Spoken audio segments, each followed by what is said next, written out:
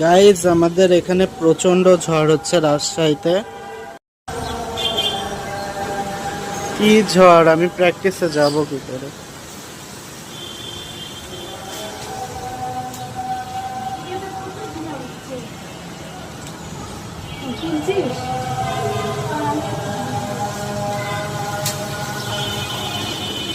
পাগলা হাওয়া তোরে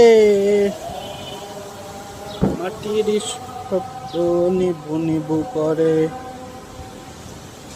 গাইজ আমাদের এখানে প্রচন্ড ঝড় হচ্ছে রাজশাহীতে।